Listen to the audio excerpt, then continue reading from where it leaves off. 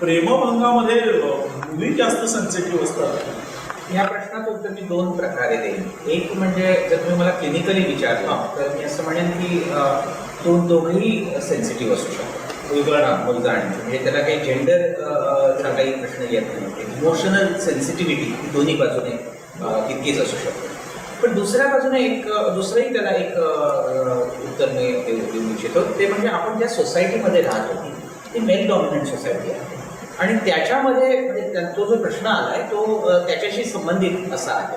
आणि आपल्याला असंही आढळतं की जिथं मुलं इमोशनली इन्व्हॉल्व्ह झालेली नसतात पण अनेक मुली माझ्यावरती प्रेम करतात, ह्याच्यामध्ये प्रतिष्ठा किंवा मोठेपणा वाटतो आणि ते मित्रांच्यामध्ये मिरवता येतं. अशाही काही पर्सनॅलिटी डिसऑर्डर आपण असं म्हणू त्याला किंवा काही सामाजिक हे म्हणू तर अशाही प्रकारे वागताना मुलं दिसतात. आणि तिथं मग त्या मुलीला इमोशनली इन्व्हॉल्व्ह केल्यानंतर तिला जेव्हा डीच केलं जातं तेव्हा तिला तिला ते दुःख होणं किंवा त्याचा त्रास होणं हे दिसू शकतं. त्यामुळे क्लिनिकली बघितलं तर दोघंही म्हणजे ज्यावेळी दोघंही इन्फेक्टेड होतात तेव्हा दोघांनाही तो त्रास होतो. इन्फेक्टेशन ब्रेकचा संवेदनशीलता दोघांच्यात असते. पण जिथं ठरवूनच अशा प्रकारे केलं जातं आणि पुरुषांकडून केलं जातं आणि आता काही प्रमाणात मुलींकडून पण केलं जातं. म्हणजे अशाही काही आयसोलेटेड एक्झाम्पल्स आहेत की जिथं बॉयफ्रेंड पैसेवाला हे करायचा, त्याला इमोशनली इन्व्हॉल्व्ह करायचा आणि त्याच्याकडून गिफ्ट्स मिळवायचे आणि नंतर मग त्याला डीच करायचं आणि तो प्रॉब्लेममध्ये जातो. असे एक दोन एक्झाम्पल क्लिनिकमध्ये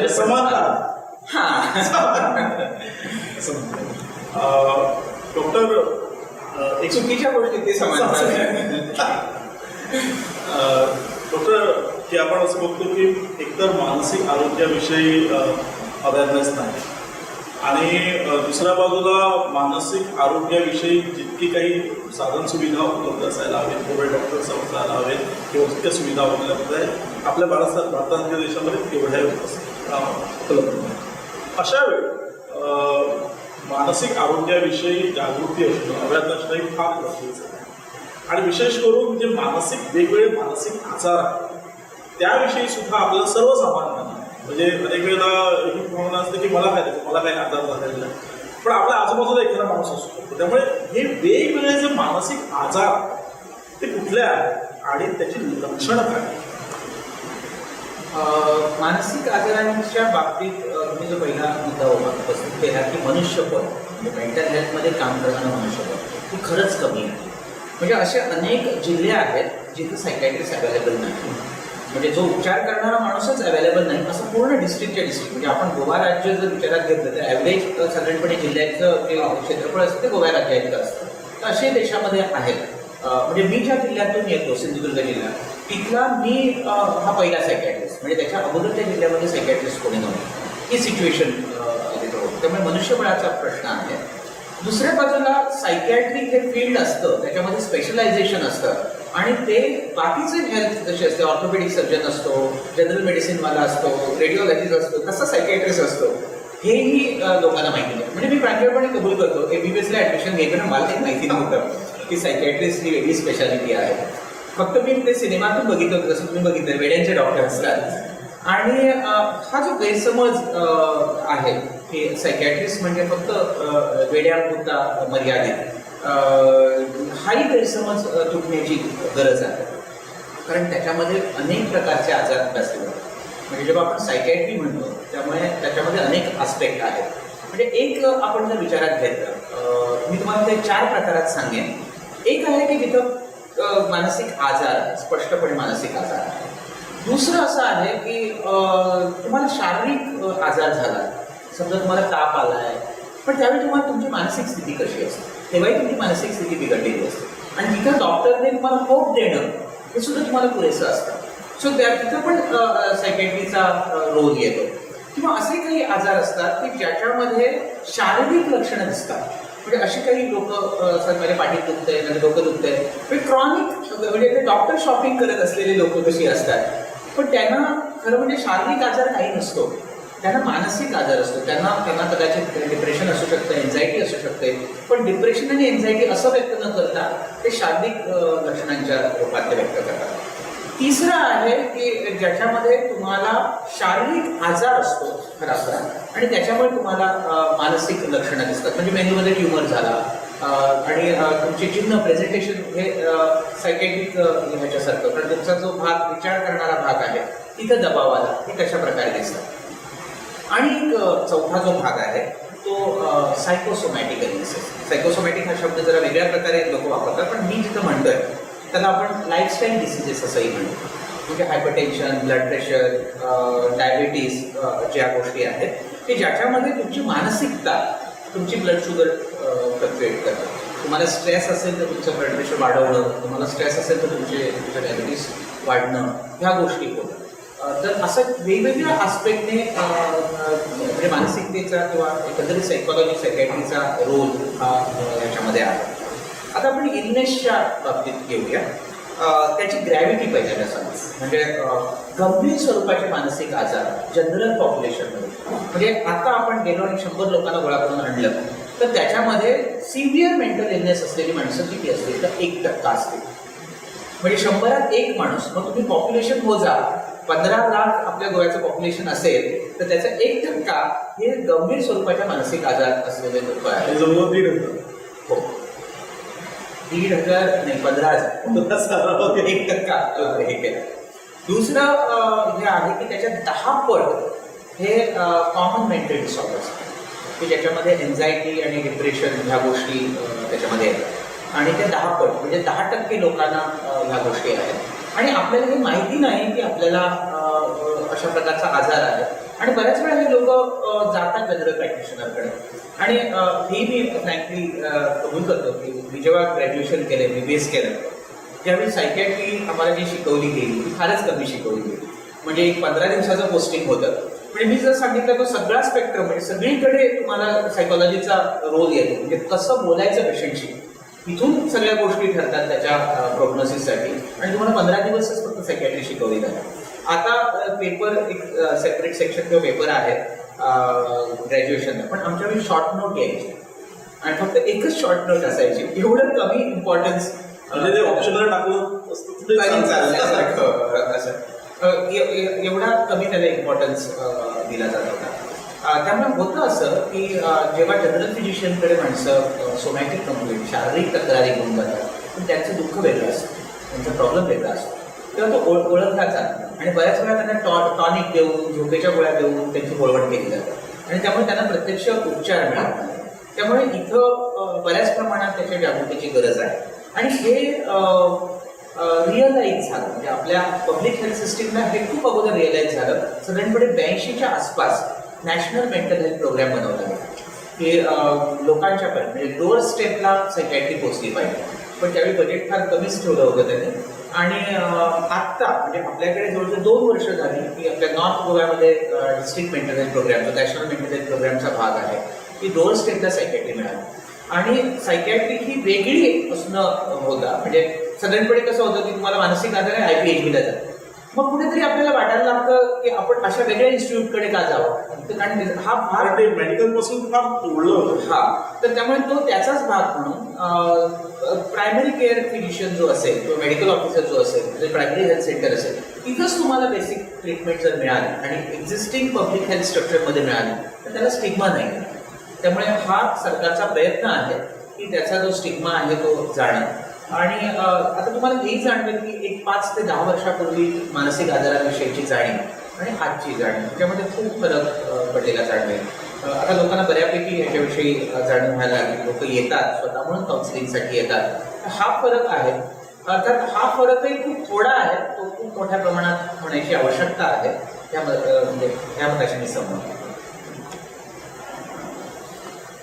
डॉक्टर, आपण कोविड-19च्या काळात आपण बघितलं की सरकार आपल्यावरच राहतं की परत हात धुवा किंवा एक वापरा, त्यामुळे हायजीनसाठी आपण फार जागरूक. तसाच एक शब्द बऱ्याचदा वापरला जातो कधीतरी मेडिकल पुस्तकामध्ये असतो की मेंटल हायजीन. हे मेंटल हायजीन तुमच्या या मेंटल हायजीनचं उत्तर देण्याच्या अगोदर मला आणखी एक आठवलं. ते गमतीने मला लोक विचारायला लागली होती की आता आम्हाला सारखे हात धुवायला सांगतात, तर ह्याचीच आम्हाला विकृती होणार नाही ना हात केल्यानंतर. आणि अशा प्रकारच्या आजार आहेत की ज्याच्यामध्ये सारखे सारखे हात धुतले जातात. म्हणजे माणसांना म्हणजे असं वाटत राहतं की अदृश्य मळ आहे म्हणून ते जाऊन भूत आणि त्याचं समाधानच होत नाही. म्हणजे त्यांच्या मनात एक विचार आहे, त्यांना माहिती असतो हा विचार चुकीचा आहे, पण तो ते थांबवू शकत नाही, त्याला ऑब्सेसिव्ह थॉट म्हणतात. आणि त्याच्यामुळे कंपल्सिव्ह ऍक्ट म्हणजे हात धुण्याचे ऍक्ट हे सुरू होतं. पण त्याला ओसीडी ऑब्सेसिव्ह कंपल्सिव्ह डिसऑर्डर असंही म्हणतात. आणि हे समाजामध्ये बऱ्याच मोठ्या प्रमाणात आहे आणि लोकांना हे माहिती नाही. सो काही वॉशर्स, काही चेकर्स म्हणजे कुलूप केले घराला, पण ते केलंय की नाही असं असं परत परत वाटत राहणं. गॅस बंद केलाय का तो परत परत वाटत राहणं, लाईट बंद केली आहे का असं परत परत वाटत राहणं. जनरली वाटतं ही गोष्ट वेगळी, आपण काळजी म्हणून काही गोष्टी, पण त्या इतक्या अस्वस्थ करतात की माणूस कामं सोडून त्याच गोष्टींना वेळ देतो. तर हा एक प्रकारचा आजार आहे जो आपण विचारात घेतला पाहिजे. आता इथं आजारांचीच बोलायला आपण सुरुवात केली तर मी आणखी 2 गोष्टी तुमच्या पुढ्यात मांडेल. मग अशी मी म्हटलं की कॉमन मेंटल डिसऑर्डर किंवा मायनर आपण म्हणूया, आणि दुसरे मेजर जे आहेत हे पण आपण जरा समजून घेऊया. कारण हे आजार आहेत हे बऱ्याच लोकांना माहिती नाही. आणि बऱ्याच वेळा म्हणजे अगदी आपल्या गोव्यामध्ये सुद्धा लोक त्याला बाहेरची बाधा म्हणतात. म्हणजे एखादा माणूस एकटाच फुटफुटायला लागला, कोणतरी बोलतोय माझ्याशी म्हणून सांगायला लागला की त्यांना वाटतं की याचं कोणाशी देवचाराशी बोलणं होतंय की काय, याला झपाटलंय की काय. आणि मग जेव्हा तुमची कारणमीमांसा बदलते तर तुमचे उपचारही बदलतात. म्हणजे मी एक माझा अनुभव सांगतो. दोडामार्ग ह्याच्यामधला एक मुलगा माझ्याकडे आणण्यात आला. 12वीतला मुलगा होता. तो काही बोलतच नव्हता आणि मी जेव्हा त्याला एक्झामिन केलं तेव्हा माझ्या लक्षात आलं त्याला स्किझोफ्रेनिया आहे, निगेटिव्ह सिम्पटम्स दिसत आहेत. तर मी त्यांना टॅबलेट घेऊन दिला आणि ते बोलत असताना मी एक प्रश्न विचारला, त्याच्यावरती काही उपचार अजून केले नाहीत का, इतके दिवस झाले, जवळजवळ 3 महिने त्याला त्रास होता, उपचार केले तर 20,000 रुपये खर्च केले असं त्यांनी सांगितलं. मग म्हटलं सायकॅट्रिस्ट गेले असते तर डॉक्टरच्या पावत्यात म्हणजे प्रिस्क्रिप्शन आहे ते दाखवा. म्हणजे डॉक्टरकडे नाही गेलो, हे 20,000 रुपये कुठे खर्च केले, ते ह्या देवाकडे गेलो त्या देवाकडे गेलो, हा असं असं सगळीकडे खर्च केलं. पण ठीक आहे, म्हणजे मी ते ऍक्सेप्ट केलं की देर से सही ते आले आणि उपचार म्हणून मी त्यांना मेडिसिन देऊन दिलं आणि त्यांना 8 दिवसांनी फॉलोअप दाखवला. 8 दिवसांनी त्यांनी यायला पाहिजे होतं तर त्यांनी मला फोन केला की आम्हाला येणं शक्य नाही आहे. तर ठीक आहे, पण मी म्हटलं कसा आहे तो, तर ते म्हणाले की 60% बरं आहे, रुपयातलं 60 पैसे बरं आहे असे त्याचे शब्द होते. मी म्हटलं मग आला असं बरं झालं असतं, मला डोस वाढवायला मिळाला असता. तर ते म्हणाले नाही सीमेच्या बाहेर जाऊ नका म्हणून सांगा. हा म्हणजे आता हे बघा, म्हणजे तुम्ही 20,000 रुपये खर्च केले, वेगवेगळ्या जादूच्या ठिकाणी गेलात, तुम्हाला इफेक्ट नाही मिळाला. तुम्ही माझ्याकडे आलात, मी तुम्हाला फ्री प्रिस्क्रिप्शन दिलं, तुम्ही गोळ्या घेतल्या आणि तुम्हाला 60% मिळाला, तरी पण अजून तुमचा विश्वास कशावरती आहे की मी ह्या लोकांना दोष नाही देत, कारण त्यांचं अपब्रिंगिंगच असं झालेलं आहे की मॅजिकल थिंकिंग किंवा ह्या गोष्टी ह्या आजार पण नसून ह्या बाहेरची बाधा आहे असं त्यांना वाटतं. त्यामुळे या बाबतीत प्रबोधनाची खूप गरज आहे असं मला, कारण त्याच्यामुळे बरीच माणसं डिप्रायव्ह होतात, म्हणजे ट्रीटमेंटपासून वंचित राहतात. आणखी एक उदाहरण ह्याच्या संदर्भात सांगतो. अशीच एक केस होती. माझ्या एका मित्राने मला सांगितलं की एक बाई आमच्या गावामध्ये आहे आणि ती झाडाखाली राहते. तर मी त्याच्याबरोबर गेलो. Actually she was excited, so मला जवळ नाही जाता आलं, पण माझ्या लक्षात आलं की तिला क्रॉनिक आजार आहे, तो स्किझोफ्रेनिया आहे आणि तो तिला संशय आहे, लोक आपल्या विरोधात आहेत वगैरे असं. आणि ती घर सोडून ते झाडाखालीच राहायची आणि कोणाला जवळ येऊ द्यायची नाही. फक्त एकच होतं की ती मधून मधून जेवायला घरी जायची. तर हिच्यासाठी काय करता येईल असं त्यांनी मला विचारलं. म्हटलं मी मेडिसिन देऊ शकतो, तुम्ही जर देण्याची काही सोय करत असाल, तिला मेडिसिन देण्याची सोय करत असाल तर मग आपल्याला नाही करता येईल. तर म्हणाला आपण तिच्या घरात्यांशी बोलतो. तर तो तिच्या सासूशी जाऊन बोलतो माझा मित्र. तर ती म्हणाली की माझ्याकडे जेव्हा जेवायला येते तेव्हा मी जेवणात मिक्स करून औषधं देऊ शकते. आणि ती औषधं तिच्याकडे दिली, जेवणात मिक्स करून त्यांनी द्यायला सुरुवात केली. त्याच्यानंतर ती बाई घरात येऊन राहायला लागली. नंतर ती स्वतःचं जे काही केअर घ्यायची, कारण सुरुवातीला आंघोळ बिंघोळ वगैरे काही करतच नव्हती, ती सेल्फ केअर तिने सुरू केली. हळूहळू तिने घरातलं काम सुरू केलं आणि आता ती छोटं मोठं कुठेतरी नटणी काढायला जा, कुठे हे करा, म्हणजे ज्याच्यामुळे आर्थिक हातभार सुद्धा कुटुंबाला लागेल असं करते. पण तिला सतत ट्रीटमेंटची गरज आहे एवढं मात्र नाही. म्हणजे उपचाराच्या अभावी, म्हणजे त्यांना माहिती नव्हतं की याला उपचार आहेत. त्यामुळे आपल्या गोव्यात सुद्धा अनेक लोक अशी आहेत की उपचाराअभावी तशीच राहिलेली आहेत. त्यामुळे हे समजून घेणंही आवश्यक आहे. म्हणजे माणसाला भास होणं, म्हणजे जे नाही आहे, कोणी नसताना आवाज ऐकायला येणं, कोण नसताना दिसणं किंवा भ्रम होणं, माझे कोणतरी विरोधी आहे, मला कोणतरी त्रास द्यायला बघताय, किंवा माझी बायको माझा नवरा माझ्याशी फेकून नाहीये असं टोकाचं वाटणं. म्हणजे एखाद्याविषयी संशय वाटणं ही गोष्ट वेगळी, पण भ्रमाच्या पातळीवरती ते सगळ्या गोष्टी जाणं हे आजाराचं लक्षण आणि त्याला उपचार आहे. त्यामुळे हे समजून घेणं खूप आवश्यक आहे. जेव्हाही आपण आजार म्हणतो तेव्हा त्याचे उपचार हे त्या संदर्भातून सुरू होतात आणि याच्यावरती उपचार दोन प्रकारचे उपचार आपण सजेस्ट करतो. एक आहे की मेडिसिन, म्हणजे जर सायकॉसिस असेल तर अँटीसायकॉटिक मेडिसिन द्यावी लागतात, डिप्रेशन असेल तर अँटीडिप्रेशन द्यावी लागतात, चिंता असेल तर एन्झायटी द्यावी लागतात, किंवा मूड डिसऑर्डर असेल म्हणजे जसं डिप्रेशन येतं तसं त्याचा उलटा पोल पण दिसू शकतो, म्हणजे अतिउत्साह विकृती पण दिसू शकते, म्हणजे दुनिया मेरी जेब में कसे दिसू शकतात. तर त्यांना मूड स्टॅबिलायझर द्यावे लागतात. आणि हे झालं फार्मॅकोथेरपी, उपचारात औषधं देऊन, आणि त्याच्याबरोबर त्यांचं पुनर्वसन करण्यासाठी किंवा त्यांना कसं त्यांनी ऍडजस्ट करावं हेही त्यांना शिकवावं लागतं. त्यांच्या फॅमिलीलाही त्यांनी कसं फॅमिलीने त्यांना अडॅप्ट करावं. तर इथं आणखी एक महत्त्वाची गोष्ट असते की म्हणजे एक्सप्रेस इमोशन. म्हणजे अशी व्यक्ती आपल्या फॅमिलीमध्ये असेल तर आपण त्याच्याकडे कसं वागायचं. दोन एक्स्ट्रीम आपल्याला दिसतात. एक म्हणजे ओव्हर कन्सर्न, काळजी करणं, त्याला काहीच करू न देणं, काहीच करू नाही दिलं तरी त्याचा कॉन्फिडन्स डेव्हलप नाही होणार.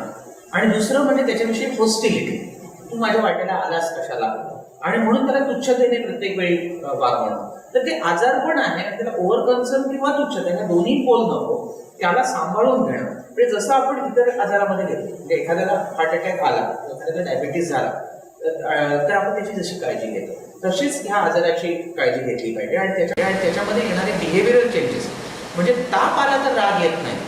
मग एखादा माणूस त्याच्या मानसिक ह्याच्यामुळे चिडायला लागला तर ते तापासारखं लक्षण आहे असं म्हणून जर बघितलं तर आपल्याला राग नाही आहे. म्हणजे हे आता मी का इतक्या आत्मविश्वासाने सांगतो तर माझ्याकडे येणारे पेशंट जेव्हा माझ्याकडे येतात आणि चिडतात, डॉक्टर तुझंच डोकं ठिकाणावर नाही सांगतात, तेव्हा मी एक शांतपणे ऐकून घेतो. आणि तेव्हा माझं हे असतं की जसं एखाद्याला ताप येतो तसं ह्याचं बोलणं आहे. म्हणजे त्यात ते काही मी लावून घेण्यासारखं असं ते लक्षण आहे. हा लक्षण आहे. असं जर हे केलं म्हणजे नातेवाईकांनी सुद्धा असं त्याच्याकडे बघितलं तर बऱ्याच गोष्टी सोप्या होऊ शकतात. आणि त्याच्याबरोबर अर्थातच सायकोथेरपी, विचार करण्याची पद्धत बदलणं, ते वेगवेगळ्या आजाराला आणि वेगवेगळ्या पेशंटप्रमाणे म्हणजे त्याच्या एकंदरीत इश्यूप्रमाणे त्याला काउन्सिलिंग करण्याची आवश्यकता असते. तुमचा जो मूळ प्रश्न होता की मेंटल हायजीन, मानसिक आरोग्य राखणं, तर हे आपण सतत म्हणजे बालपणापासूनच आपण राखलं पाहिजे असं मला. म्हणजे त्याच्यामध्ये काही गोष्टी तर सहज शक्य होण्यासारख्या आहेत. मुलांना लहान असताना कॉन्शियसली त्यांचं संगोपन केलं पाहिजे. म्हणजे अलीकडे मला पालकत्व हे सजगतेने केलं जातं असं नाही वाटत. म्हणजे बरेच लोक म्हणतात काय त्याच्यात पालकत्व हे करायचं, किंवा त्यांना पालकत्वाच्या बाबतीत त्यांना असं वाटतं की मटेरियल आणून दिलं, त्यांना खेळणी आणून दिली, त्यांना कपडे आणून दिले की पालकत्व आपण निभावं. पण तसं नाही. त्यांचं भावविश्व तुम्ही कसं विकसित करता हे पण तितकंच महत्वाचं आहे. कारण तिथं ना दोन गोष्टी मला असं वाटतं की लहानपणी शिकवण्याची गरज आहे. एक म्हणजे नाही पचवायला शिकवणं. काही गोष्टी जीवनात मिळणारच नाही, ते ऍक्सेप्ट करता आल्या पाहिजे. म्हणजे जीवन काही मिळालं नाही म्हणून सुद्धा चांगलं राहू शकतं हे मुलांना कळलं पाहिजे. नाहीतर खाईन तर उपाशी, नाहीतर उपाशी, हा विचार पालक बऱ्याच वेळा मुलांच्या डोक्यात घालतात, हे बरोबर नाही. आणि दुसरं डिलेड ग्रॅटिफिकेशन, सबुरी ही गोष्ट खूप महत्वाची आहे की इमिजिएट तुम्हाला नाही मिळणार, तुम्हाला थांबायला पाहिजे. हा जो पेशन्स आहे तोही मुलांना शिकवण्याची गरज आहे. मला असं वाटतं की मेंटल हायजीनचा विचार करत असताना 5व्या-6व्या वर्षाचं जे मूल आहे त्याला ह्या दोन गोष्टी आपण पहिल्यांदा शिकवायला पाहिजे. 14-15व्या वर्षी जेव्हा त्याला फ्रस्ट्रेशन येईल तेव्हा त्याला जर फेस करायचं असेल तर आताच त्याला नाही पचवता आलं पाहिजे. हे नाही पचवणं हे कॉन्शियसली जाणीवपूर्वक शिकवण्याची आवश्यकता आहे. पूर्वीच्या काळामध्ये ते नव्हतं. म्हणजे मी बऱ्याच वेळा हे उदाहरण देतो की आमचं बालपण ज्यावेळी होतं त्यावेळी आम्हाला कपडे हवे असले तर आम्हाला टेलरकडे कापड घेऊन द्यावं लागायचं आणि त्याच्याकडून तो शिवून देईपर्यंत वाट बघावी लागायची. आता तसं नाहीये. आता इन्स्टंट तुम्ही जा दुकानात आणि लगेच कपडे घेऊन या. त्यामुळे ती जी सबुरी आम्ही नैसर्गिक सामाजिक आणि आर्थिक परिस्थिती अशी होती की सबुरी आम्ही शिकत होतो. त्यामुळे आता ती जाणीवपूर्वक शिकण्याची किंवा शिकवण्याची गरज आहे असं मला वाटतं. दुसऱ्या बाजूला एक असं झालंय की कुटुंब लहान झाली आहे आणि त्याच्यामुळे सहकाराच्या ह्याच्यावरती किंवा वाटून घेण्याच्या बाबतीत मुलांना तो फील येत नाही. म्हणजे माझं मूल मग त्या मुलाला मी आणून देणार, पण त्याने ते वाटलं पाहिजे. म्हणजे मला माझ्या लहानपणी आठवतं की जॉईंट फॅमिली असायची, 5-6 मुलं असायची. कोणी चॉकलेट आणलं तर ते सगळ्यांना वाटून दिलं जायचं. आता अख्खं चॉकलेट ते मूल खाऊन मोकळं होतं. म्हणजे हे जे वाटण्याचं, म्हणजे ह्या छोट्या गोष्टी वाटतात खऱ्या, खूप महत्वाच्या आहेत नंतरच्या पर्सनॅलिटी डेव्हलपमेंटसाठी. त्यामुळे मेंटल हायजीन इथून सुरू करतो. आणखी एक गोष्ट मला अशी वाटते की काही डिसिप्लिन, काही शिस्त लहानपणापासून केली पाहिजे. म्हणजे काय करायचं नाही ह्याच्याही गोष्टी किंवा ठराविक गोष्टी सातत्याने करणे. म्हणजे साधी आपण एक गोष्ट घेऊ शकतो, रात्रीच्या वेळी झोपण्यापूर्वी ब्रश करा, दात घासणं ही एक चांगली सवय आहे. ती जर सातत्याने लहानपणापासून लावली तर ती कायमची राहू शकते. तशा अनेक सवयी आहेत हे पालकांनी जाणीवपूर्वक मुलांना दिल्या तर ते लागू शकतात. मुलांना टेस्टच्या बाबतीत सुद्धा तुम्ही बरेच पालक माझ्याकडे तक्रार करतात की मुलांना भाजी आवडत नाही. मला असं वाटतं की पालकांना आवडत नाही. म्हणजे त्यामुळे मुलांना जर लहान असताना जी तुम्ही चव लावाल तर त्याप्रमाणे आपले टेस्ट बड डेव्हलप होतं. सो ह्या गोष्टी मला असं वाटतं की बालपणाच्या संगोपनात महत्वाच्या आहेत. मागच्या एपिसोडमध्ये मी जे व्यक्त केलं की कुमार वयाच्या बाबतीत एक वेगळ्या प्रकारे तुम्हाला त्यांच्याशी डील करावं लागतं. हे आपल्या लक्षात घेतलं पाहिजे की वाढणारं मूल हे सायकोलॉजिकली वाढत असतं. त्याच्या काही क्षमता, मानसिक क्षमता वाढत असतात. फक्त एवढंच असतं, त्या मुलाला क्षमता येत असतात पण शहाणपण येत नसतं. त्यामुळे तिथं आपली जबाबदारी असते की त्याच्या क्षमतांबरोबर त्याला शहाणपण कसं दिलं जाईल. आणि हे शहाणपण दिलं जात असताना त्याला तुम्ही उपदेश देताय असं वाटतं का मला. आणि त्याच्यासाठी म्हणून ते स्किलफुली तुम्ही त्याच्याशी बोलणं आवश्यक आहे. आणि तिथं आपण जे बघितलं की त्याला स्पेस देणं, तुम्ही स्पेस दिली तर म्हणून तुमच्याशी शेअर करेल ना. त्याला व्हेंटिलेट करायला जागा, तुम्ही त्याच्या मताशी सहमत असणार नाही पण तुम्ही त्याला स्पेस देणार आहात. तुम्ही त्याच्या इमोशनशी सहमत असाल पण ते इमोशनचे कॉज वेगळ्या प्रकारे तुम्ही कदाचित मांडू शकत असाल, त्याच्याशी शेअर करा. तर ह्या गोष्टी ॲडोलेसन्स मध्ये महत्वाच्या आहेत. तसंच महत्वाचं आहे काही गोष्टी ठामपणे त्याला कन्व्हिक्शन देणं. काही गोष्टींचं कन्व्हिक्शन म्हणजे असं की काही ऍडिक्शन्स असतात, व्यसन असतात, ह्याचं कन्व्हिक्शन देणं हे तितकंच मला महत्वाचं वाटतं. की दारू नाहीच पाहिजे हे त्याला लहान असतानाच जर कन्व्हिक्शन त्याला मिळालं तर तो पुढे नाही घेणार. पण इथेही एक आता हा मुद्दा आला म्हणून सांगतो की दारू पिणं हा एक आजार आहे. म्हणजे बऱ्याच वेळा लोक सांगतात की आम्ही कंट्रोलमध्ये पितो, तर तो का नाही कंट्रोलमध्ये पित. कारण जो कंट्रोलमध्ये पिऊ शकत नाही त्याला अल्कोहोल डिपेंडन्स सिंड्रोम नावाचा आजार आहे. आणि हेही मी परत कबूल करतो की मी MBBS होईपर्यंत माझ्या डोक्यात गेलं. जेव्हा मी सायकॅट्रीला गेलो तर त्याच्या अगोदर आम्ही हे शिकलो होतो की अल्कोहोल प्यायल्यामुळे गॅस्ट्रायटिस होतो, स्टमक अल्सर होतात, ते फुटतात किंवा लिव्हर फेल होते, लिव्हर सिरोसिस होतो आणि बाकीचे सगळे प्रॉब्लेम होतात, हे आम्ही शिकलो होतो. पण दारू पिण्याचीच परत परत इच्छा होणं हा आजार आहे, तुम्ही सायकॅट्रीमध्ये शिकलो. आणि हे समजून घेणं खूप आवश्यक आहे. आणि हा आजार कोणाला असेल हे अगोदर सांगता येत नाही. आणि त्यामुळे तो आजार जर सोसायटीमधला टाळायचा असेल तर मला असं वाटतं की मुलांच्या मध्ये हे कन्व्हिक्शन आपण ठेवू शकतो की ही गोष्ट तुम्ही टेस्टच करायची नाही. तर ती टेस्ट केली नाही तुमचं आयुष्य काही हे होत नाही. आणि त्यामुळे इथं काही प्रसंग आहेत किंवा मी म्हणतो की अल्कोहोलिझम मध्ये येण्याच्या ऍडमिशनचे डेट आहेत त्या सांभाळल्या पाहिजेत पालकांनी. 31 डिसेंबर आहे किंवा शिमग्यासारखा सण आहे आणि आता तर नरक चतुर्दशी आहे. म्हणजे तिथं उलट दिवाळीची सुरुवात आपण मंगल स्नानाने आणि ह्याने करतो, ती आदल्या रात्री एका वेगळ्याच विकृतीने आपण अलीकडे करायला लागलेलो आहोत. तर हे बदलण्याची आवश्यकता आहे. आणि हे कन्व्हिक्शन लहान असताना मुलांना आई वडील देऊ शकतात आणि ते त्यांच्यामध्ये रुजवू शकतात. त्याच्याबरोबर काही आणखी सवयी ज्याचा मगाशी आपण विचार केला, त्याच्यामध्ये योगासन मी म्हटलं, मेडिटेशन. म्हणजे एक माणसाला एक 5 ते 10 मिनिटं एका जागेवर बसता आलं पाहिजे. मला असं वाटतं की अलीकडे आम्ही स्टिम्युलस शिवाय बसूच इच्छित नाही. म्हणजे ह्या लॉकडाऊनच्या काळामध्ये अनेक लोकांना हे काही करू शकत नाही. म्हणजे तुम्हाला शांतपणा बसून शांतता सुद्धा अनुभवता येत नाही अशी अवस्था आपली झालेली. म्हणजे इतके स्टिम्युलस इतके येत राहतात की एकामागून एक आपल्याला स्टिम्युलस पाहिजेच असं वाटायला लागतं. पण थोडा वेळ म्हणून ही जर आपण इन्कल्केट करू शकलो आणि मोठ्याही माणसामध्ये हे आपण इन्कल्केट करू शकतो की आपण मेडिटेशनची प्रॅक्टिस करणं. वर्तमान काळात आत्ता ह्या क्षणी आपण त्याचा विचार करा. खरं म्हटलं तर आपण गोव्यात राहतो, लोक पर्यटनासाठी गोव्यात येतात. आपल्या आजूबाजूला कामाला जाता येतं, सगळं पर्यटन आहे, पण आपण त्याचा अनुभव किती घेतो.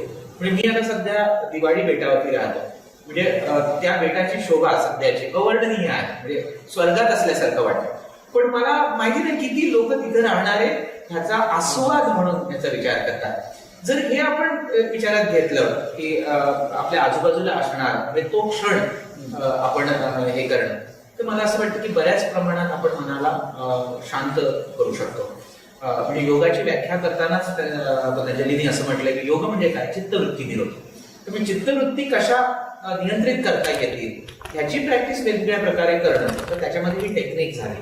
आणि मगाशी जसं आपण म्हटलं की विचार करण्याची पद्धत बदलणं, हेही त्याच्याबरोबर येतं. जीवनाला आयाम देणं, काही हॅबिट्स विकसित करणं, खळखळून हसता येईल अशा काही गोष्टी करणं. बऱ्याच वेळा असं वाटतं लोकांना की आपण हसणं बरोबर नाही, उथळपणाचं लक्षण आहे. टवाळा आवडे विनोद असं कुठेतरी ते आपल्याला वाटत राहतं. पण खळखळून हसलं पाहिजे, छोट्या छोट्या गोष्टीमध्ये विसंगती. मला असं वाटतं की व्यक्ती आणि वल्ली आपल्याला पण भेटतात, त्या मुलांनाच भेटले असं नाही. फक्त एवढंच की आपण त्याचा आस्वाद नाही घेत. म्हणजे माझे एक प्रोफेसर होते डॉक्टर शहा म्हणून, ते मला एकदा असं म्हणाले की रुपेश तुला कधी फ्रस्ट्रेशन आलं ना तर बस स्टँड वरती जाऊन बस किंवा रेल्वे स्टेशन वरती बस आणि लोक कसे चालतात ते बघ. म्हणजे लोक चालताना बघण्यात खरीच गंमत असते. किंवा लोक बोलताना तुम्ही बघा, म्हणजे इथं तर सगळं फिलॉसॉफरच आहेत आपण ह्या सगळ्या भूमीमध्ये. त्यामुळे लोक प्रत्येक ह्याच्यानंतर एक कन्क्लुजन काढतात आणि ते मला असं वाटतं की आपण ही दृष्टी विकसित केली तर खूप असं एन्जॉय करण्यासाठी अशी गोष्ट. सो मानसिक हायजीन, मेंटल हायजीनचा विचार करताना ह्या सगळ्या आयामांचा विचार आपल्याला करायला पाहिजे असं म्हणतात. तुम्ही आताच व्यक्ती आणि वल्लीचा उल्लेख केला, तर अशी काही पुस्तकं तुम्ही सांगू शकाल का की आज आपण बोलतो आणि तुम्ही बऱ्याच प्रमाणात याचा अभ्यास केला, पण अधिक जरा खोलात जाऊन साध्या सोप्या भाषेत जर या सगळ्या गोष्टी समजून घ्यायच्या असतील तर कुठली पुस्तकं आपण वाचू शकतो, किंवा एकंदर मेंटल हेल्थच्या संदर्भात कुठली पुस्तकं, कदाचित मोटिवेशनल पुस्तकं असतील किंवा काही प्रमाणात चांगल्या अर्थाने आध्यात्मिक पुस्तकं असतील, म्हणजे गीता प्रवचनासारखी पुस्तकं, अशी काही पुस्तकं तुम्ही सुचवू शकता? म्हणजे एक आहे की ह्युमरसच्या बाबतीत, म्हणजे मराठीमध्ये तुम्ही जर म्हणत असाल तर पुलं तर आहेतच, पण चिनी जोशी माझी आवडते. कोल्हटकर होते, कोल्हटकर चांगल्या प्रकारे लिहायचे.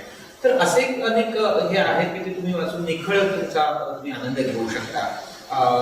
पण त्याच्याबरोबर तुम्ही जसं म्हटलं की आणखी काही तुमच्यामध्ये विकसन करण्यासाठी तर काही मराठीमध्ये अशी पुस्तकं आहेत. म्हणजे आपण मगाशी त्याचा उल्लेख केला की मानसिक आजार ह्याच्याविषयी जाणून घ्यायचं असेल तर सामान्य माणसासाठी टेक्स्टबुक सारखं एक पुस्तक आहे, मनोविकारांचा मागोवा, डॉक्टर श्रीकांत जोशींचं. हे एक चांगलं पुस्तक आहे. स्वभाव विभाव नावाचं रॅशनल इम्युनोथेरपीवरती डॉक्टर आनंद नाडकर्णींचं छान पुस्तक आहे. राजेंद्र बर्वेंची बरीच पुस्तकं आहेत, पण त्याच्यापैकी एक पुस्तक मला खूप आवडतं, विसंवादाकडून सुसंवादाकडे. म्हणजे एरिक बर्नची जी थिअरी आहे ट्रान्झॅक्शन अनालिसिस, म्हणजे आपण संवाद कसा साधावा. म्हणजे त्याचं जे ओरिजिनल पुस्तक आहे दी गेम्स पीपल प्ले, लोक खेळतात असं त्याचं म्हणणं आहे. बोलत असताना आपण एकमेकाला उचकावतच असतो आणि हे उचकावणं विसंवादाकडे घेऊन जात असतं. तर ते कसं स्मूथ करता येईल ह्या प्रकारची मांडणी करणारं हे आहे, ट्रान्झॅक्शन अनालिसिस वरचं पुस्तक आहे. अलीकडे अच्युत गोडबोलेंनी दिलेलं मनात हे पुस्तक खूप छान आहे आणि त्याच्यामध्ये विशेष करून सोशल सायकोलॉजी ही वाचण्यासारखी आहे. त्याच्यामध्ये वेगवेगळे एक्सपेरिमेंट आहेत ते समजण्यासारखे आहेत. तुमचं कॉलेज टीचिंगशी संबंधित असल्यामुळे मला असं वाटतं की लर्निंग प्रिन्सिपल जरी आपण विचारात घेतली तरी ती खूप इंटरेस्टिंग आहे.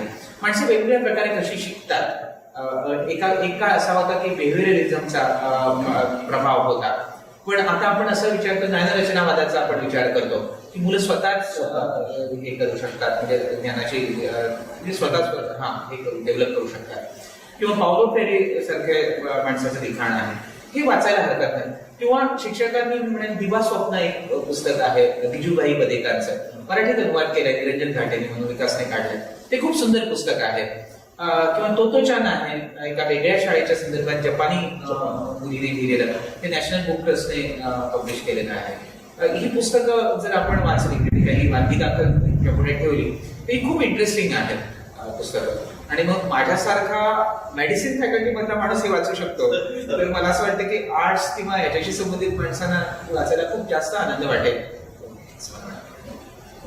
डॉक्टर आपण असं बघितलं की पूर्वी IQ चा काळ होता, इंटेलिजन्स क्वोशंट, आणि अजूनही आहे, त्याचा बोलबाला आहे. फार ताण आपण घेतो की त्याचा IQ लेवल आणि ते कसं वाढवायला. पण आता बऱ्याच प्रमाणात असा एक प्रवाह येतोय मेडिकल सायन्समधून की एखादा विद्यार्थी, एखादा माणूस यशस्वी व्हायचा असेल तर केवळ IQ उपयोगाचा नाही, त्याचा EQ म्हणजे इमोशनल क्वोशंट आणि सोशल क्वोशंट, हे दोन्ही क्वोशंट कमी असले पाहिजे. आता माझा प्रश्न असा आहे की IQ, काही लोक असं म्हणतात की IQ हा अमुक माणसाचा ठरलेला आहे, तो तेवढाच असतो, तो वाढवता येईल की नाही त्याच्याबद्दल कल्पना नाही. तसं मला प्रश्न विचारायचा आहे की हा जो EQ आहे, म्हणजे EQ म्हणजे काय, आणि हा EQ आणि SQ प्रयत्नपूर्वक वाढवता येतो. IQ बुद्ध्यांक ज्याला म्हणतात, तो साधारणपणे आम्ही अलीकडे सगळ्या लोकांचा तपासत नाही. त्या अशाच लोकांना आम्ही साधारणपणे IQ टेस्टिंग करतो की ज्यांना आम्हाला सस्पेक्टेड मेंटल रिटार्डेशन म्हणतात. त्यामुळे ज्यांची तपासणी झालेली नाही त्यांनी घाबरायची गरज नाही. त्यांचा IQ चांगला आहे, ऍव्हरेज आहे. आपण ऍव्हरेज माणसं आहोत, आपण मान्य करूया ऍव्हरेज माणसं.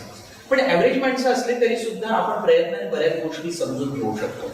आणि मला असं वाटतं, म्हणजे ह्याला आणखी ह्याचा आधार आहे श्रीपाद दाभोळकर. डॉक्टर नरेंद्र दाभोळकर सगळ्यांना माहिती आहे, पण त्यांचे मोठे बंधू श्रीपाद दाभोळकर ते होते मॅथमॅटिशियन, पण त्यांनी बराच रिसर्च जो केला तो ऍग्रिकल्चरमध्ये केला. आणि त्यांनी द्राक्ष उत्पादनामध्ये बऱ्याच मोठ्या प्रमाणात तासगाव, सांगली ह्या भागामध्ये शेतकऱ्यांच्या मध्ये बरंच हे केलं की त्यांना द्राक्ष माऊली म्हटलं जातं. तर आणि ते असं म्हणायचे की तुम्ही कोणताही विषय तुम्हाला इंटरेस्ट असेल तर तो शिकू शकता. आणि त्यांनी डिस्कूलिंग अँड डिमिस्टिफिकेशन ऑफ सायन्स अशी संकल्पना मांडली. आणि त्याच्यामध्ये तुम्ही इंटरेस्ट घेऊन तुम्ही शिका असं त्याने म्हटलं. त्यामुळे जो IQचा तुमचा हे आहे की IQ मर्यादा आणतं का, तर तुमचा ऍव्हरेज IQ असेल तर मला असं वाटतं की त्याचा तुम्ही विचार करण्याची काही गरज नाही. आता EQचा आपण जर विचार केला तर इमोशनल इंटेलिजन्सची संकल्पना ही साधारणपणे 90च्या दशकामध्ये किंवा त्याच्या अगोदर 80च्या दशकामध्ये ती यायला लागली. जॉन मेयर आणि सॉलोवी अशा दोघांनी पहिल्यांदा, पीटर सॉलोवी यांनी ती पहिल्यांदा मांडली. आणि त्याच्यानंतर बरंच त्याच्यावरती काम, म्हणजे ते एकत्रित करण्याचं काम हे डॅनियल गोलमननी केलं. आणि त्यांचं एक पुस्तक इमोशनल इंटेलिजन्स आलं, ते बेस्ट सेलर म्हणून बरंच गाजलं. आणि त्याच्यामध्ये त्यांनी काही कॉम्पोनंट दिले इमोशनल इंटेलिजन्सचे. आणि त्याच्यामधले जे कॉम्पोनंट आहेत आणि ते त्या कॉम्पोनंटचा विचार केल्यानंतर आपल्या लक्षात येतं की आपण हे वाढवू शकतो, बदलू शकतो. म्हणजे स्वतःच्या भावनांची जाणीव असणं, म्हणजे आपल्याला काय वाटतंय, आपण रागावलेले आहोत का आपण दुखावलेले आहोत, म्हणजे हे आपल्याला समजणं, म्हणजे स्वतःचे इमोशन समजू शकणं. तसंच त्या इमोशनना नियंत्रित करता येणं, म्हणजे हे पण एक स्किल आहे, स्वतःचे इमोशन ओळखणं आणि त्यांना नियंत्रित करता येणं. तसं समोरच्या माणसाचे इमोशन ओळखणं आणि त्याला योग्य प्रतिसाद देता येणं. म्हणजे ह्या 4 गोष्टी झाल्या. आणि 5वी गोष्ट आहे एम्पथाइज करता येणं, म्हणजे दुसऱ्याच्या जागेवरती स्वतःला कल्पून त्याला काय वाटत असेल ह्याचा विचार करता येणं. ह्या 5 क्षमता म्हणजे इमोशनल इंटेलिजन्स. आणि ह्या विकसित करता येतात, कोणत्याही वयामध्ये करता येतात. त्या लहान वयापासून जर विकसित करता आल्या तर त्या उत्तम, पण त्या मोठ्या वयातही तुम्हाला विकसित करता येतात. तुम्ही त्याच्यावरती विचार करायला लागला. म्हणजे साधी गोष्ट जर आपण घेतली की आपल्याला राग येतो, प्रत्येकाला राग येतो. राग हे डिफेन्स मेकॅनिझम आहे आणि प्रत्येक माणसाला जेव्हा त्याच्यामध्ये अडचण येते तेव्हा त्याला राग ही प्रतिक्रिया दिसते. पण ही राग ही प्रतिक्रिया आपल्याला हेल्दी पद्धतीने व्यक्त करता येते का? तर इमोशनल इंटेलिजन्स असेल तर तुम्ही आयडेंटिफाय करा, मला राग येतो. बऱ्याच वेळा लोक मला सांगतात आम्हाला कळतच नाही. असं नाही होत, ती आपल्याला सवय झालेली असते. पण रागाची सुरुवात होताना आपल्याला कळतं की आता आपल्याला राग सुरू झालाय. तो सुरू असतानाच आपण जर समजा त्याच्यावरती काही सिच्युएशन पासून लांब जाणं, तो विषय थांबवणं, असं जर आपण करू शकतो तर ते बस्टिंग आहे, ते आपण थांबवू शकतो. सो आयडेंटिफाय करता येणं तुमची इमोशन हे खूप इम्पॉर्टंट आहे. काही जणांना ते बस्टिंग करणंच हा एक उपाय. हा, कारण आपण हे लहानपणापासून शिकलेलो असतो की मी इतका चिडखोर आहे ना कोणालाच ऐकणार नाही. हे तुम्ही डायलॉग ऐकलेले असते ना बऱ्याच लोकांकडून. सो याच्यातून आपल्या डोक्यात एक कॉग्निशन केलेलं असतं की चिडणं मॅक्झिमली एक्सप्रेस करणं हा ग्रेटनेस आहे. पण तो हे नाही आहे ना. म्हणजे आपण जेव्हा इमोशनल इंटेलिजन्स म्हणतो त्यावेळी आपल्याला नियंत्रित करणं, खरं तर हे आजचं नाही आहे. म्हणजे आपण जर सगळी स्पिरिच्युअल टेक्स्ट जर बघितली तर ती सगळ्या वृत्तींना नियंत्रित करायलाच सांगत असतात किंवा त्याच्यासाठी प्रयत्न करण्याच्या दृष्टिकोनाचा विचार करत असतात. तर आपण ह्याच्यावरती थोडा सूक्ष्मपणे विचार करायला लागलो की आपल्याला इमोशन आपल्याला ओळखता येतात. म्हणजे भले असं होईल, म्हणजे आपण असं ठरवलं की पुढच्या आठवड्याभरामध्ये आपल्याला काही आपल्या इमोशन्स हे करायच्या, त्या कदाचित आपल्या कंट्रोलमध्ये राहणार नाही. पण आपण रेट्रोस्पेक्टिव्ह विचार करू शकतो संध्याकाळी. म्हणजे आज दिवसभरात मला कोणत्या कोणत्या इमोशन आल्या, मला अमुक ठिकाणी अमुक माणूस बोलल्यानंतर मला काय वाटलं, हे तर आपण आयडेंटिफाय करू शकतो. आणि मग हे वाटणं मी कशा प्रकारे हँडल करू शकलो असतो, हा हायपोथेटिकल विचार करायला सुद्धा हरकत नाही. कारण हळूहळू जेव्हा आपण त्याच्यावरती विचार करतो खरं तर आपण विचारच करतो. म्हणजे रोज संध्याकाळी मला आजच्या दिवसात काय इमोशन्स आल्या याच्यावरती आपण विचार करत ते करता येऊ शकतं. आणि त्या हँडल मी पर्यायी पद्धत कोणती होती की त्या हँडल करण्यासाठी हेही आपल्याला विचार करता येऊ शकतो. तसं समोरच्या माणसाच्या इमोशन्स ओळखता येणं हे पण एक स्किल आहे. आणि आता हे स्किल आम्ही गमावत चाललो असं मला. त्याचं कारण असं की आम्ही लोकांशी फेस टू फेस नाही बोलत, आम्ही व्हर्च्युअल वर्ल्ड मध्ये बोलतो आहोत. म्हणजे हा सुद्धा आता वेबिनार आहे, मला दिसत नाहीये की जे ऐकणार आहेत त्यांचे इमोशन्स काय आहेत. त्यामुळे हे कठीण होऊन बसतं की तुम्हाला समोरच्या माणसाचे इमोशन ओळखता येणं. म्हणजे जर मुलांचा वेळ इतर मुलांबरोबर दंगामस्ती करण्याच्या ऐवजी फक्त तुमच्या टीव्ही लॅपटॉपच्या स्क्रीनवरती किंवा मोबाईलच्या स्क्रीनवरती जात असेल तर समोरच्या माणसाचे इमोशन तुम्हाला कशा ओळखता येणार. म्हणजे फक्त शब्दातूनच इमोशन्स व्यक्त होतात असं नाही ना, नॉन व्हर्बल क्लूज पण असतात, ते तुम्हाला आयडेंटिफाय करतात. चेहऱ्यावरच्या जराशी छटा आपल्या चेहऱ्यावरची एखादी सुरकुती बदलली तरी आपल्याला लक्षात येतं की त्याची इमोशन बदलली. किंवा एखाद्या माणसाच्या चेहऱ्यावरचं हास्य हे छद्मी आहे की खरं आहे हे पण आपल्याला ओळखता येतं. ते हे ओळखण्याचं स्किल आणि त्याला प्रतिसाद कसा द्यायचा, हे ओळखणं आणि प्रतिसाद देणं. म्हणजे त्याला प्रोव्होकेट करायचं आहे की तो विषय प्रोव्होकेट होऊ नये याच्यासाठी प्रतिसाद द्यायचा, हे शिकणं हे शिकता येऊ शकतं. फक्त ह्याचा सजगतेने विचार करायला लागतो, कॉन्शियसली विचार करायला लागतो. आणि सगळ्यात महत्वाची गोष्ट मला अलीकडे वाटत, असं मी सांगितलं की सबुरी माणसाला आवश्यक आहे, अलीकडे सबुरी माणसाची चालली तशी माणसाची एम्पथाइज करण्याची प्रवृत्ती पण कमी होत चालली. म्हणजे दुसऱ्याला काय वाटत असेल ह्याच्याशी माझं काही देणं नाही, ही प्रवृत्ती होत चालली. म्हणजे आपण एम्पथीच्या दृष्टिकोनातून कमी पडत चाललो, क्षमता आपण गमावत चाललो. तर त्यामुळे एम्पथाइज करता येणं, दुसऱ्याला काय वाटतं दुसऱ्याच्या जागी कल्पून हे करता येणं, ते पण मला असं वाटतं की खूप महत्वाचं आहे आणि हे करता येऊ शकतं.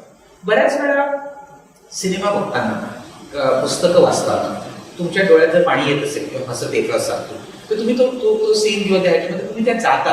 विशेष करून डोळ्यात पाणी येत असेल तर तुम्ही त्या व्यक्तीशी एम्पथाइज करता आणि म्हणून तुम्हाला ते दुःख काल्पनिक असेल तर तुम्हाला तुमचं वाटायला. या क्षमता विकसित होणं म्हणजे आपल्यामध्ये असतात या क्षमता, ह्या विकसित होणं, नेहमीच्या जीवनामध्ये विकसित होणं हे आवश्यक आहे. पण त्याच्यामध्ये वाहून जाणं नाही. त्याच्यावर परत तो प्रश्न येतो की आपल्याला आपले इमोशन नियंत्रित पण करता आले पाहिजे. त्यामुळे ह्या 5 गोष्टी मला असं वाटतं की ह्या शिकता येतात. आणि त्याच्यासाठी मी असं सजेस्ट करेन की इमोशनल इंटेलिजन्स हे पुस्तक वाचावं. इमोशनल इंटेलिजन्स हे इंग्रजीतही उपलब्ध आहे आणि त्याचा अनुवादही मराठीमध्ये उपलब्ध आहे. मगाशी मी व्हिक्टर फ्रँकलचा उल्लेख केला, त्यांचं पुस्तक जे मॅन सर्च फॉर मीनिंग म्हणून आहे, ते पुस्तकही मराठीमध्ये अनुवादित आहे. विनया पापड म्हणून मॅडम आहेत आणि ते मराठी अनुवाद पण सुंदर आहे. साकेतने बहुतेक तो प्रकाशित केला. तर हे वाचूनही आपल्या लक्षात येऊ शकतं की आपण आपल्यामध्ये नंतर बऱ्याच गोष्टींमध्ये बदल करू शकतो.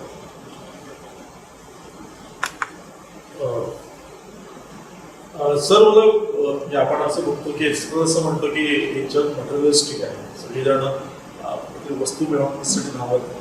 पण त्याचबरोबर असंही दिसतं की काही वस्तूंना आणि काही गोष्टींना आपण प्रतिष्ठा चिकटवली आहे आणि ती गोष्ट मिळाली त्यामुळे आपली मुलं सुद्धा आपल्याला आपल्या प्रतिष्ठेची सिम्बॉल्स वाटायला लागतात. त्यामुळे माझ्या मुलाने हे व्हायला हवं किंवा माझ्या मुलाने ते व्हायला हवं, त्याची इच्छा काही असू नये असं वाटायला लागलं. म्हणजे मी ज्या पलंगावर झोपत असेल तो पलंग आलिशान असायला हवा, भले त्या पलंगामध्ये झोप आली नाही तरी चालेल, जेवण चमचमीत असायला हवं, भले मला आजार झाला तर चालेल. त्यामुळे आपल्याला असं नाही वाटत का की ही जी काही प्रतिष्ठेची लक्षणं आपण बनवलेली आहे किंवा आपण जी प्रायोरिटी लिस्टची फारच आपली वेडीवाकडी आहे, या सगळ्या जगण्यामध्ये जो ताण रोज राहिलेला आहे त्यामुळे आपली ही प्रायोरिटी लिस्ट चुकली आहे असं तुम्हाला नाही वाटत. आणि दुसरा माझा प्रश्न आहे की ही प्रायोरिटी लिस्ट खरं म्हणजे हा प्रत्येक व्यक्तिगत प्रश्न आहे की आपली प्रायोरिटी लिस्ट कशी असते. मी इथं असं म्हणेन की प्रत्येक पालकाने हा प्रश्न विचारावा आपल्याला स्वतःला, आपलं मूल आपल्याला कसं करायचं, त्याला सुखी समृद्ध आयुष्य त्याने जगावं की त्याला दुःख आलं तरी चालेल पण त्याने श्रीमंत होऊन जगावं.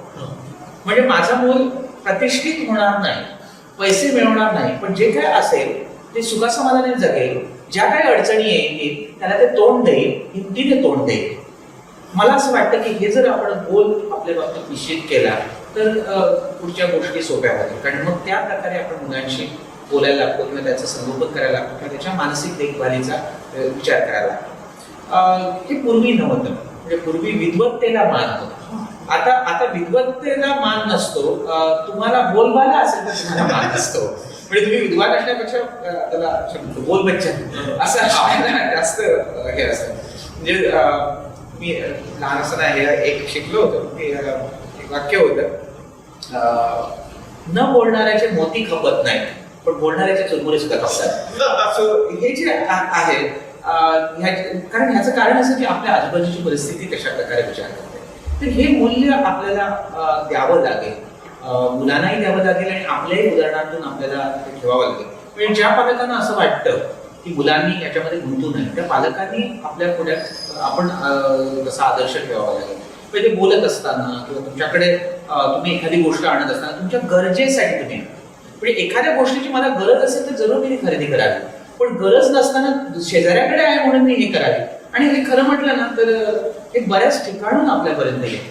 म्हणजे पूर्वी आपलं बालपण तसं बरं होतं कारण आपल्या लहानपणी फक्त दूरदर्शनच होतं. आता अनेक चॅनल्स आली आहेत आणि त्याच्यामध्ये जे जाहिराती असतात त्या जाहिरातीच तुम्हाला बऱ्याच गोष्टी शिकवत असतात. म्हणजे प्रत्यक्ष प्रोग्रामपेक्षा जास्त काळ जाहिरातींचा असतो. म्हणजे त्यांच्या घराचा रंग आणि माझ्या घराचा रंग इथूनच छोट्या छोट्या गोष्टीने. किंवा पूर्वी मला असं वाटतं एक जाहिरात यायची ओनिडा टीव्हीची, नेबर्स एनवी ओनर्स प्राईड. म्हणजे तुम्ही दुसऱ्याला मत्सर वाटला पाहिजे असं तुमच्याकडे असतात. असं आवश्यकता नाही ना. म्हणजे हे जे कॉग्निशन आहे ही अशी कॉग्निशन वेगवेगळ्या प्रकारे येतात. ती आपल्याला कशी हँडल करता येते किंवा ती न्यूट्रलाइज कशी करता येते. हे जे विचार येत असतात ते न्यूट्रलाइज करणे सोसायटीमध्ये ते असणार.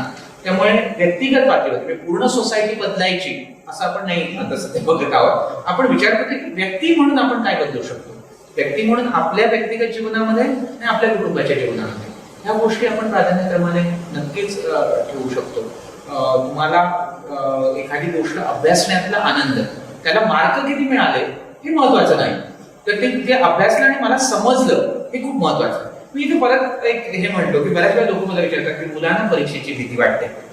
कोणी घातली त्यांच्या डोक्यात? खरं म्हटलं तर परीक्षा ही गोष्ट शिक्षकांसाठी आहे. मी शिकवलं तर त्याला समजलं की नाही हे जर त्याला कमी मार्क मिळाले तर तो शिक्षकांचा दोष आहे असं मला वाटतं. म्हणजे मी एक शिक्षक म्हणून विचार करतो की मी काही वर्ष मेडिकल कॉलेजमध्ये पण शिकवलं होतं. तर जर मुलाला येत नसेल तर माझ्या शिकवण्यामध्ये चेंजेस करायला पाहिजे. अशा प्रकारे जर मी हे केलं तर मग मला असं वाटतं की एक्झामची भीती येणार नाही. मुलाला समजलं हे महत्वाचं आहे आणि तो आनंद म्हणजे मला ही गोष्ट कळली याचा आनंद मुलाला मिळणं हे खूप आवश्यक आहे. ते मार्क्सच्या वेळी आपण बऱ्याच वेळा असं होतं की तुला अमुक मार्क्स मिळाले तर तू घे, पण तू रोजच काहीतरी शिकत असतोस त्याचा आनंद तू घे. म्हणजे आज मला अमुक एक हे मला माहिती नव्हती ही थेरी मला कळली ह्याचा आनंद मला जो असतो तो मला घेता आला पाहिजे असं मला वाटतं. तो घेणं तितकंच महत्वाचं आहे. तुमचा जो प्रश्न होता प्राधान्यक्रमाचा तर त्यालाही अशा अनेक आस्पेक्ट आहेत.